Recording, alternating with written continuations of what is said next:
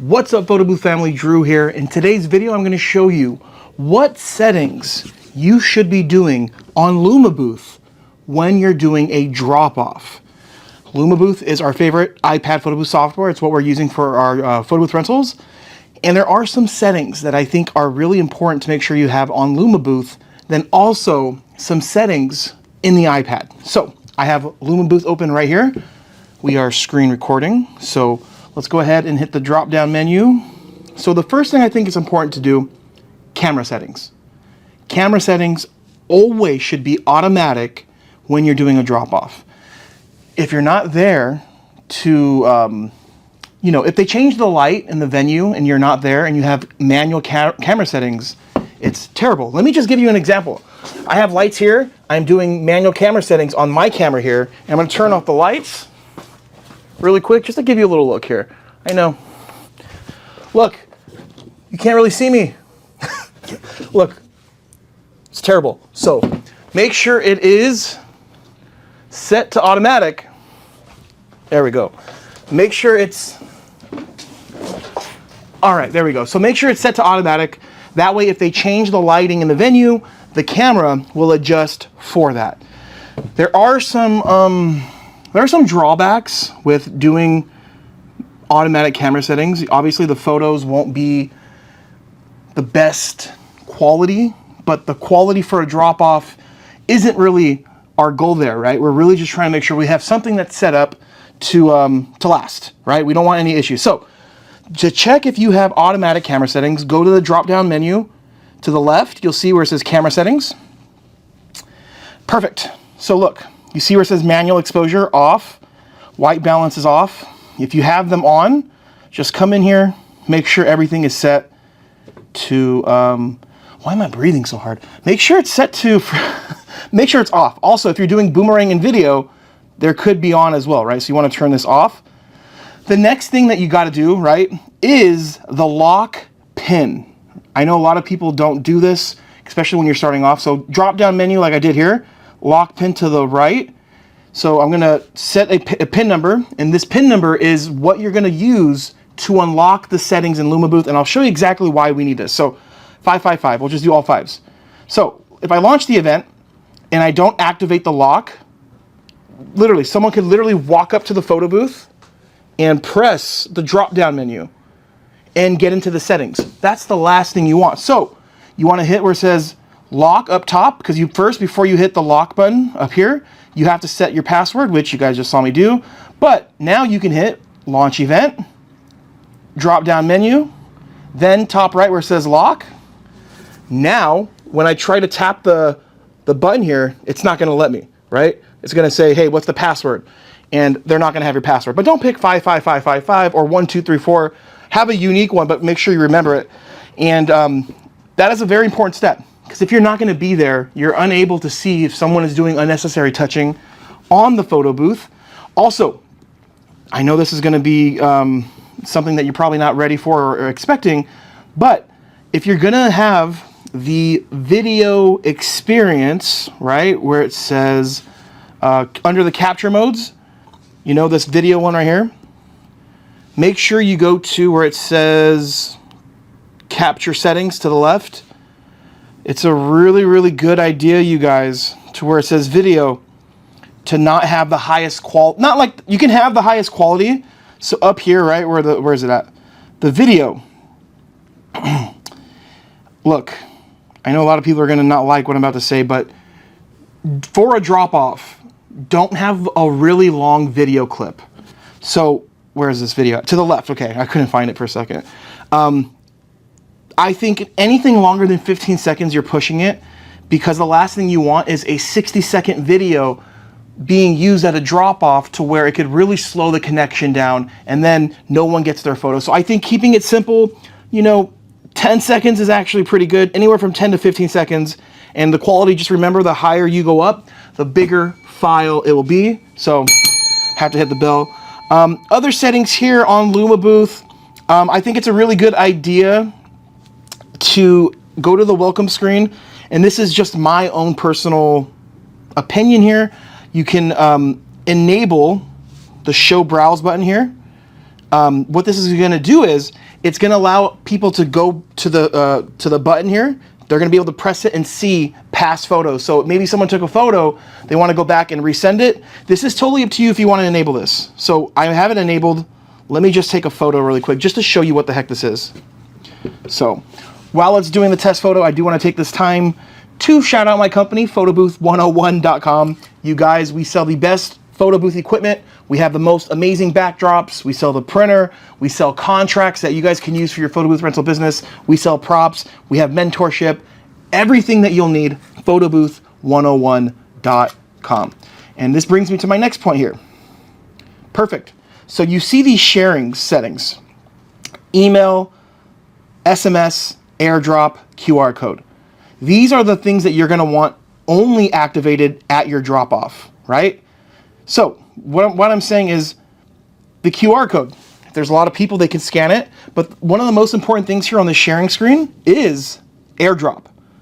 Because if you're going to do a drop-off, there's a really good chance, and I want to sit here and tell you guys it never happens. It happens sometimes, where your photo booth, right, you're doing digital sharing only. We're not talking about prints.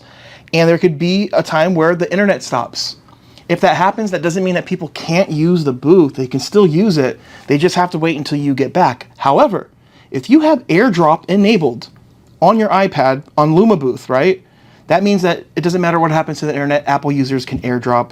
But these are the 4 features I think that should be on there.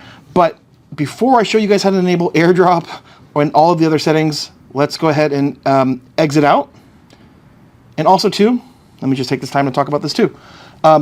You'll see up top that timer. You can see that little line that's moving, right? That is another setting we're going to talk about. That is called the timeout screen. So let me close this out, and let's first show you guys the gallery. So look, I took a photo, right? Now I can have access. If I want to go back and text this to myself, I can. I think it's a good feature to have, but like if you're going to have it, make sure you talk to your client, you guys, before you enable that, because they may not feel comfortable with guests being able to see other people's photos. So that's something that you can do, let them choose. But really quick, let me show you guys the timeout screen before I show you the sharing settings. So you go to where it says sharing settings. So you saw me just click on that, right? Let's just go there again. Right here, it says sharing screen, timeout on sharing screen. This is very important. You want to at least enable it for 20 to 30 seconds. If you have it short, like 5 seconds, what will happen is if they take the photo and no one touches it, 5 seconds go by, it'll go back to the welcome screen. And if you don't have the gallery button enabled, they're not going to be able to get that photo until they get the gallery link. So 20 seconds, I think, is more than enough. All right, so let's just go to the settings that you guys should use when it comes to the sharing, and I'll show you guys how to do that. Email, sharing settings, cloud sharing. I think it's good to turn it on. That way you can have the QR code on, and this is where you'd also enable airdrop. And let's go down here. Obviously, email, SMS, right? You want to make sure you guys have these on so that that can be an option. And virtual attendant. So virtual attendant is also a thing I think is a really good idea to have on, because it's literally guiding the people that are using the photo booth, like what's going on, right? So like, let me just give you an example. It's going to be kind of loud. Get ready. That's not that loud. So Get ready. it's giving the commands, and this is good for a drop off, because if there's no attendant, some people may need to hear what's going on, right? So like right here, right? When it comes to sharing the photo, you put this, they're going to hear this, right? They're going to hear, where's the share? Share your photos. Which is good. That lets them know, like, okay, the photos are over. So I think virtual attendant is really good to have on. I usually like to keep it on. So that is pretty much it. That's all I can really think of when it comes to settings for Lumabooth. There are some things that you're going to want to do on the iPad, and I made videos on this on the past, but I'm going to just do it here. So those are the settings for a drop-off you want. Now we're going to go over to the settings on the iPad. There's a few things that you should definitely do, right? You're going to want to go down to accessibility, and we're going to activate guided access, right? I already have it done. So you would come here, you would turn it on, sorry, the power went out here at the office. Give me 1 second. Hold on. What the? I can't stand this building, man. The store here has like terrible history with the power. So anyways, as I was, guided access is going to lock Lumabooth to where they can't swipe out of it. And I'm going to show you guys how to do it, but I need you to understand. You have to turn it on, and then you have to set a passcode. You can create the passcode, right? And if you want a more tutorial on it, literally just Google how to set up guided access and you'll see. But don't set it to Face ID. You want it to passcode, right? That way, if you're not there, you can have someone else do it. You can't borrow someone's face, if that makes any sense. So once you set up guided access, you're going to see what I'm talking about. We have Lumabooth right here, right? If you don't have guided access, anyone can just do that.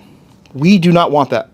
So guided access, you triple click the home button once you activate it. So you triple click the home button, right? Depending on what iPad you have, most of the time it's on the top, 1, 2, 3, right? You could put guided access. Now you hit start, put the passcode, verify the passcode. Now check it out, it's on. And if I wanted to swipe out, I can't. So this is important to have because if you're not there at your event, the last thing you want is someone swiping out of the app and then on your freaking Facebook page, if you logged into your Facebook, or I don't know, who knows where they're at, right? You just don't want them to do that. You want to lock it in. So when you're done, you triple click the home button, you put in the password you set, you hit end, then boom, you could swipe out. Another thing that you guys should be doing on your iPad is turning off software updates. I mean, obviously, even if you're doing an event and you're there, you want this setting. And same thing with guided access. Doesn't matter if you're there or not, you should enable this. But just make sure you're literally going to general, you're going to software updates, and then you have automatic updates off. And this is basically what you would do it, right? And I'm going to go back to Lumabooth.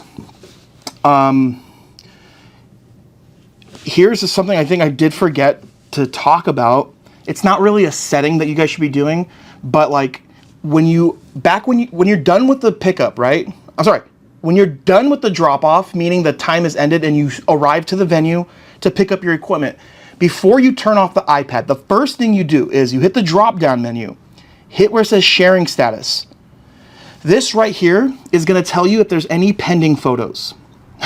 You have to make sure you get in the habit of checking this because you may have some photos that are in queue and they have not sent. So check that first. If you have anything that is pending, you can just close the app, reestablish an internet connection, open the app again, then photos will be sent out. But make sure you get into the habit of that. And also too, this is very important. This isn't really a setting that you can do in Luma. Like, it's not a Lumabooth setting, but what I'm about to tell you is really good practice. You want to go to your iPad. This is before you drop it off. As soon as you set up the photo booth, go on the internet. I think you can do this through Lumabooth too, but you're going to want to go to Google. You're going to go speed test, internet speed test, right? So right here where it says speed test, I like to do it through Google. We're going to run this test on the iPad. Make sure you have the internet that you're going to be using, whether it's cellular or a hotspot, whatever. Run the test, right? It's going to give you internet speed. It's going to give you a download speed and an upload speed, right? So you'll see right now, it's going to give us two speeds, right? Download speed is irrelevant because we're not taking things from here to the iPad. The upload speed, the second speed, we're taking stuff from the iPad and we're sending out, right? So the upload speed is very, very, very, very important. And Lumabooth actually recommends this speed to be 10 megabytes or faster per second, right? The megabytes per second. They want 10. That's what they're recommending. 8 is actually not bad. Oh my gosh. 1 second. So you know what's funny is like I'm literally making this video and you guys are seeing firsthand like lighting situation and why it's important to have your camera on automatic. So, and I don't even know where I was. Long story short, you guys, Lumabooth recommends 10 megabytes per second upload speed, but you know, I've definitely gotten by using like 8 and 7. So if you run the speed test and it's very, very low, 3, 4, I would try to connect to a different source of internet, run that speed test, and just use whatever is higher. So that's about it here, man. I don't think there's anything else to go over. These are pretty much the settings. You know, most of them are in Lumabooth, some of them are not. So I hope you guys enjoyed this video. And remember, if you guys don't have your subscription to Lumabooth paid for, if you're a new user, we have a sign up and discount link. If you're watching this on YouTube, it's in the description. If you're watching this on TikTok, it's literally in the bio. Click the bio, you'll see the Lumabooth sign up and discount link. Sign up with our link. You have to create your account. You pay for it, right? And once you do that, send me an email. I'll confirm. Then I'll get you guys into the Photo Booth 101 Lumabooth support group chat. You have a ton of mentors in there.